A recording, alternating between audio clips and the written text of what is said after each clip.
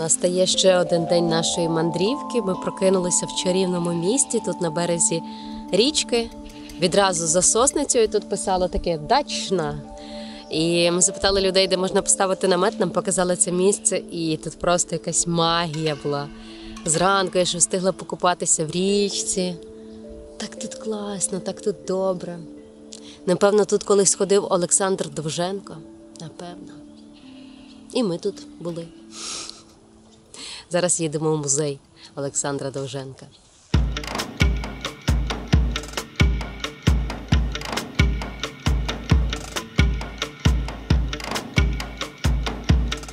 Ось ми нарешті доїхали до славетного місця в цих краях. Ви можете просто купити квиток за 10 гривень і пройтися тут погуляти, або ви ж можете організувати групу менше 5 чоловік і замовити собі екскурсію, яка коштує 150 гривень. Власне, ми скористалися другою опцією, і зараз дівчинка нам буде все розказувати, показувати. І ми будемо ходити і слухати. Дивись, які красиві чорнобривці. Ох, як вони пахнуть. Це дерев'яна хата. Так, це дерев'яна хата. Друзі, ми вас вітаємо у Сосниці на батьківщині легендарного режисера Олександра Петровича Довженка. Як каже довженкознавець Сергій Тримбач, на жаль, сьогодні Довженка краще знають у світі, аніж у самій Україні. І щоб трішечки знівелювати таке ставлення до цієї постаті, ми проводимо екскурсії, знайомимо з його дитячими літами, з тим, як він формувався як режисер. І, власне, розповідаємо все, що ми знаємо про Олександра Довженка. Народився Олександр Довженко 11 вересня 1894 року, от саме в цій маленькій, біленькій хатинці, тоді ще під солом'яними стріхами вони були. Вся територія нашого музею відповідає території дворища родини Довженків в той час, коли вони тут мешкали. Але з того часу збереглась лише хатинка, збереглась клуня, господарське приміщення, збереглась погрібня за хатою, ну і, власне, збереглась ось така архітектурна особливість будівництва воріт з дашками-вістрячками, з остворами для голубів, тобто ворота з голуб'ятнею. Дуже мальовнича була хатка, у ній ніколи ніщо не замикалося, заходьте, не питаючись, можна, милості просимо. От і ми кажемо, милості просимо, давайте зайдемо і подивимося, як мешкали Довженки і взагалі, яким був побут на початку ХХ століття на Чернігівщині. Проходьте, одразу попереджаю, пригинайтеся, бо були дуже низенькі двері. Так, справді. Основа оригінальна. Оці дерева. Хатинка, так, ця хата це автентична, вона збереглася з Довженкових часів. Як ви знаєте, перша кімната у старих селянських хатах називається сіни. От, раніше в сінях зберігали верхній одяг, взуття, ну і, звичайно ж, такі якісь речі, які трішки полегшували побут селянина. Старовинна пральна машина індезіт, ось вона стоїть, називається, в старі часи вона називалася жлукто. Це така посудина, в якій немає дна, тобто коли зрубували дерево, в ньому випилювали середину і виходив такий циліндр, який використовували для того, щоб золити одяг. Золити, тобто відбілювати. Терниця використовувалася для того, щоб тіпати, як називали, стебла коноплі або льону. Тобто був це перший етап виробництва нитки. Треба було виростити льон або коноплю, потім на терниці це стебло встигло вже відбити, перетворити в м'якеньку таку мичку і вже потім робили нитку. Але всі предмети, якими користувалися наші предки, вони колись мали магічні смисли. І от, наприклад, у Коцюбинського терниця описана як такий предмет, за допомогою якого відьма доїла молоко. Вона прив'язувала 4 кілочки і за ніч із цієї терниці надоювали відро молока. Чекмінь. Чумацький одяг, він належав діду Олександра Довженка. Дід Сашків був чумаком, Сашків батько він був хліборобом.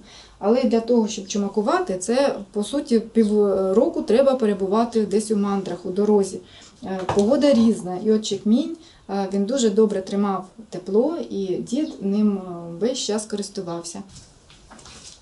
Власне, родина Довженків, вона була дуже великою. Якщо читати біографію Довженка, то починаєш думати, як вони всі поміщалися в цій маленькій хатині. Родина складалася з батька, з матері, прабаби Марусини, діда Семена і 14 діток. З цих 14 дітей вижило тільки 2, а 12 померло в різний час від різних хвороб. Власне, Довженко вийшов, наприклад, «Зачарованій Десні». Він каже, коли мені був 1 рік, У мене було 4 няньки, 4 братики, вони були невеликі віком, від 4 до 9 років. І от так стається, що Сашків батько, а він ярмаркував. Він їде на якийсь другий день, очевидно, підходить хтось із сосничан і каже: Петре, що ти тут робиш? Негайно повертайся додому, там велике горе, там у тебе помирають діти. І батько дуже злякався, він кинувся до коней, він фактично їх загнав, бо коли коні приїхали, вони були в кривавій піні. Він навіть не зміг зупинитися, налетів на ворота впали, коні попадали, а батько забігає до хати. Але вже пізно, під іконами стоїть 4 труни, і за одну добу в цій хатині померло 4 дитини. Підсвічник? Ні, це не підсвічник. Лампа? Це і не пов'язано навіть з вогнем, але пов'язано це з комахами. І це називається мухоловка. Коли за допомогою ось таких колбочок ловили комах, в той скляний рів наливали якусь приманку, щось таке, що бродить, або має такий солодкий якийсь запах, ставили на рівну поверхню, закривали кришечкою, і комахи, вони зліталися на запах, залітали знизу, а потім билися об скло і там, по суті, гинули. Такі раніше були мухоловки. Це робота діда Семена.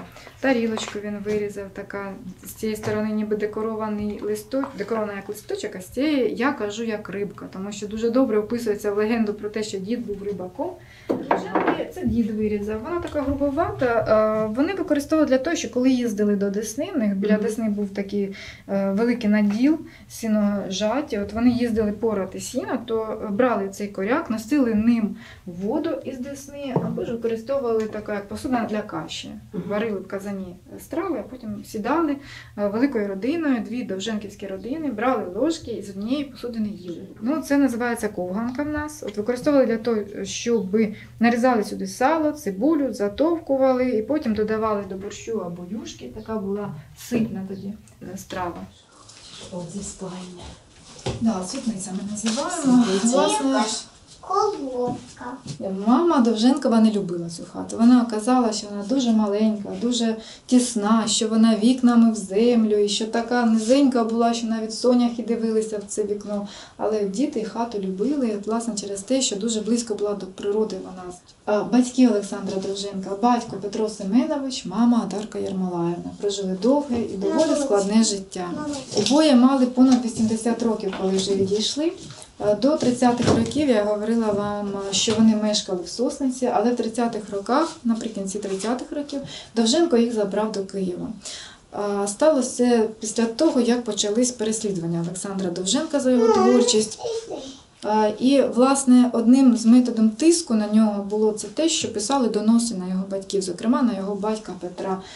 Там в доносах і вказувалося, що він був куркулем, що мав багато, там 10 гектарів землі, мав худобу і таке інше, що дуже опирався тому, щоб піти в колгосп, але зрештою таки змушений був піти в колгосп. І от коли він пішов в колгосп, а Довженко ж починає знімати свої такі націоналістичні картини, то батьків виганяють з колгоспу, і ці старенькі люди залишаються фактично без засобів до існування. І тоді приїжджає Олександр Довженко і забирає своїх батьків до Києва, щоб вони були під наглядом його сестри Поліни, бо він на той час уже мешкав у Москві. Теж через переслідування такі він змушений був переїхати.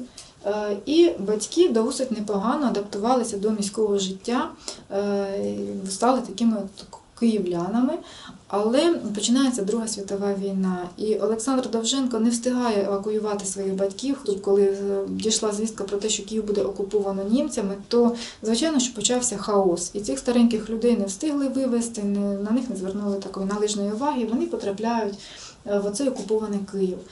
Батьків вигнали з квартири німці, батька при цьому дуже сильно побили, і від оцих побоїв, від голоду, він і помер.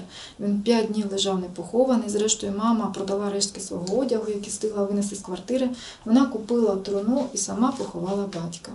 А це Сашко у 16 років. Коли навчання в Сосниці він закінчив, то він, батько дуже сильно, батько був неграмотним. Він дуже сильно мріяв, щоб діти були освіченими, щоб вони були великими людьми, як він хотів. Тому батько продає десятину землі і відправляє Сашка вчитися в Глухів на вчителя. Це Поліна, це ось та друга дитинка, яка вижила, сестра Олександра Довженка. Вона вивчилася на лікаря, вийшла заміж за хірурга Миколу Дудка, народила 2 синів Олександра і Тараса, які стали теж лікарями, докторами медичних наук. Хлопці ці вже мешкали в Москві. Поліна все життя мешкала в Києві. Дід Семен, така монументальна постать. Довженко казав, що в усіх моїх картинах є якийсь дід, да, вічний дід він називав. І говорив, що всіх своїх дідів я зображував по пам'яті про свого діда Семена. Коли Довженки почали жити на цій, купили цей участок і почали тут жити, то тут був город, були хатки, але не було саду. І батько Сашків почав садити сад. Сам Сашко все своє дитинство садив з батьком дерева, дід Семен. І, власне, ось ця груша Спасівка – це таке єдине дерево, яке збереглося з того Довженківського саду. Ми кажемо, груша-хранителька цього саду нашого, вже тепер молодого, тому що вона пережила більше 100 років. Для дерев це великий вік. Грушка, яка пам'ятає ще Довженків. Ми кажемо, що це дерево бажань, виконує бажання, тому якщо у вас є якісь бажання, ви можете біля цього дерева його загадати. Кожного року ще родить груші, дуже солодкі, ось дивіться, можна там пособирати довженківські груші.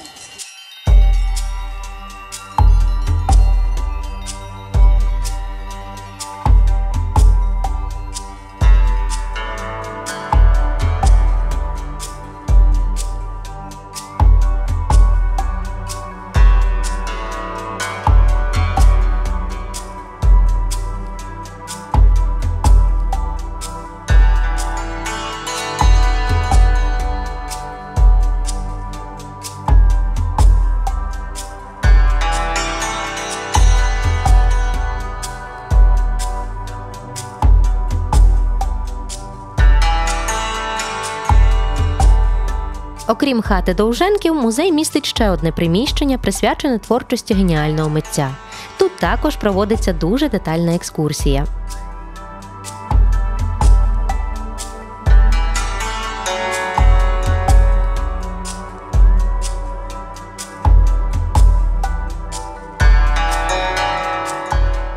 Листопада 1956 року помер Довженко. Йому було тільки 62 роки, ще достатньо молодий, але здоров'я в нього було слабке. Після його смерті Юлія Сонцева передала речі з його кабінету нам у музей. Тут ви бачите стіл, стільчик, книги, годинничок. В залі всі речі, якими користувався Довженко у своєму побуті.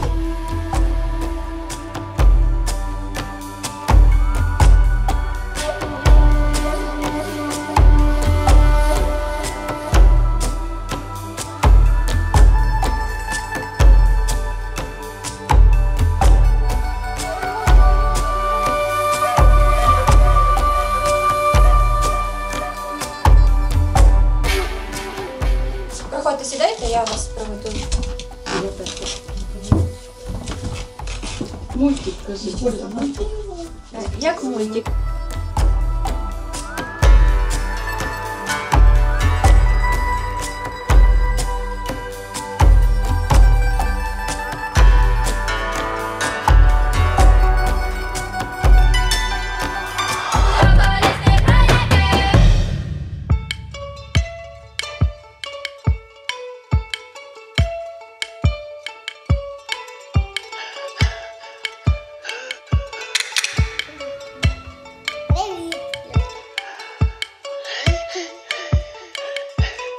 Якщо говорити про заклади харчування, то ми з Марком точно порадили б вам кафе «Єва». Тут дуже смачно.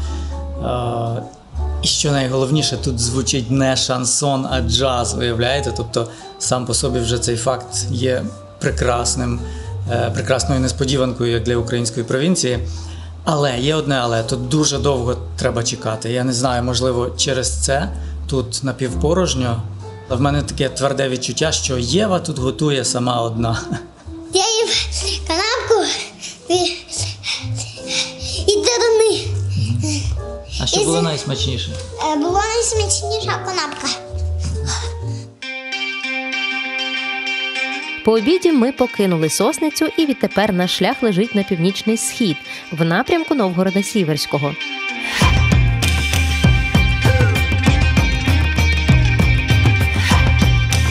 За пару годин зупиняємося в одному із сіл, де отримуємо те, що найбільше любимо в мандрах – несподівані знайомства.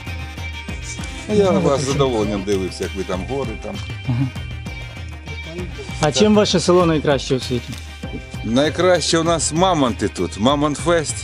Ну от є Мезен, там музей, там розкопки і розкопали, музей построїли. Там один дядько макет мамонта таку більш-менш натуральну величину построїв. Мамонт-фест був 6-го. Він кожен рік в окремому селі. А у вас що цікавого? Ну, у нас Десна.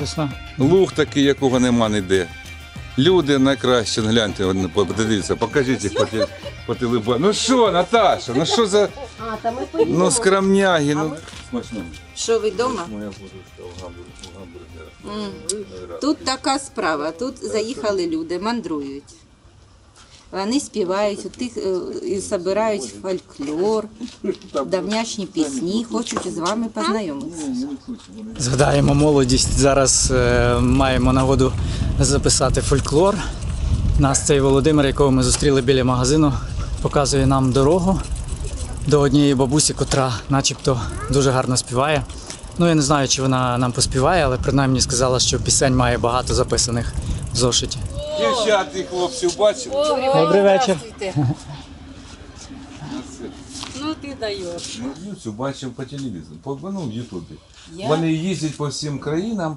І я ж зразу... Ні, оце така моя місія, що я хочу, щоб їх трошки... Я дивлюся цю фольклор. Кожен день він йде в нас у 15 з копійками, около 16. Мюзик. Ага. Там показують, я кажу, хоч би одну пісню заспівали, щоб я не знала. Ой ти, струмочку, стрібна водиця, куди біжиш і що несеш? Помагай. Кому кохання, кому розлуку, мені ж нічого не даєш. Кому кохання, кому розлуку, мені ж нічого не даєш. Батько моїх дітей вмер у 86-му році. Оставив 5 дітей мені. Так що довелося, мусила співати. У мене був колектив. Я була молодша за них на 12-15 років. І вони без мене не могли взагалі ніде. Вони вже всі померли, вже немає нікого. Ні одної подруги, ні одного друга, тих, що колись був.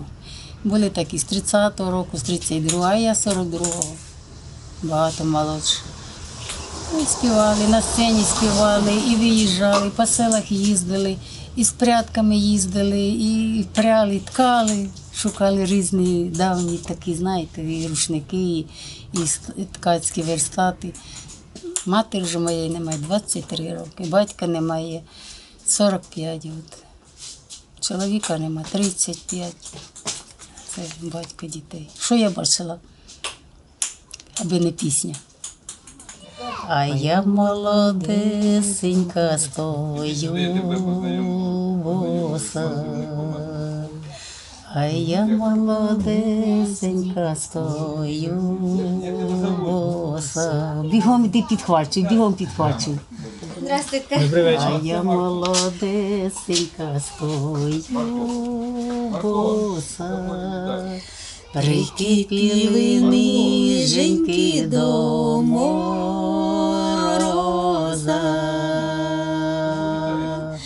Прикипіли ніженьки до мороза.